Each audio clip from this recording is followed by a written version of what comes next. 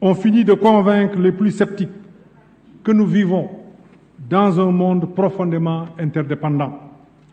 En réalité, le Sénégal, à l'instar des autres pays du monde, a fait face simultanément à 4 crises combinées. Une crise sanitaire, une crise économique, une crise énergétique et une crise climatique. Ces crises d'origine externe sont autant de défis pour le gouvernement, dont le rôle de protection des citoyens et des entreprises a été sollicité à un niveau jamais égalé. Le président de la République, Macky Sall, a déployé des efforts exceptionnels pour soutenir les populations et maintenir l'activité économique durant les crises. À présent, l'économie nationale a besoin d'un regain de dynamisme. Dès lors, une tâche historique de progrès attend le nouveau gouvernement. Il est vrai que beaucoup a été fait. Je dirais que je suis parfaitement conscient de l'œuvre immense qui a été accomplie, mais ces efforts ne doivent pas masquer l'ampleur des réformes que le pays espère et que nous allons entreprendre avec vous. Au lieu de se complaire dans l'autosatisfaction, le gouvernement dont j'ai l'honneur de coordonner l'action est résolument tourné vers la recherche du mieux au profit des Sénégalais. Au demeurant, l'ensemble des réformes envisagées seront évaluées et intégrées dans la nouvelle version du plan Sénégal émergent. Car, en vérité, au moment de la conception du plan Sénégal émergent, que nous implémentons depuis bientôt 10 ans, il avait été fait volontairement abstraction des découvertes de pétrolières qui venaient d'être effectuées.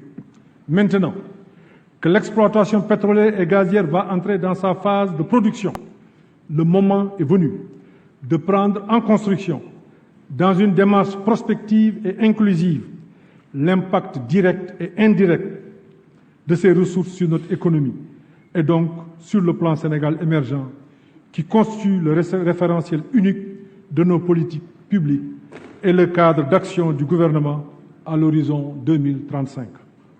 Cette adaptation notable du plan Sénégal émergent est d'autant plus nécessaire que les crises et les mutations notées au niveau sous-régional et international ne sont pas sans effet sur la réalité économique et sociale interne de notre pays.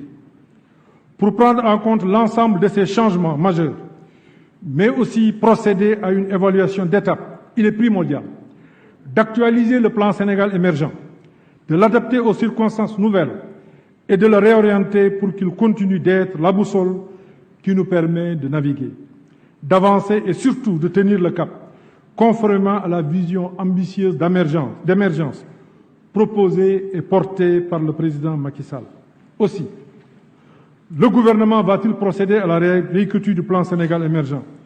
La nouvelle version sera finalisée au cours du premier semestre de l'année 2023. Et comme pour la version de base, l'ensemble des acteurs, administration, universités, société civile, patronat, syndicats, partis politiques, ainsi que les partenaires au développement seront impliqués. Ce projet sera présenté aussi à l'Assemblée nationale.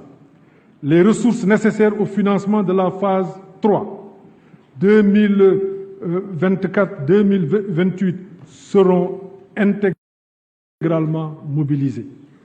Pour renouer avec une croissance forte et constante, le gouvernement va générer une marge de manœuvre budgétaire significative, renforcer le développement du secteur privé et faire profiter davantage notre économie du rayonnement du Sénégal sur la scène internationale.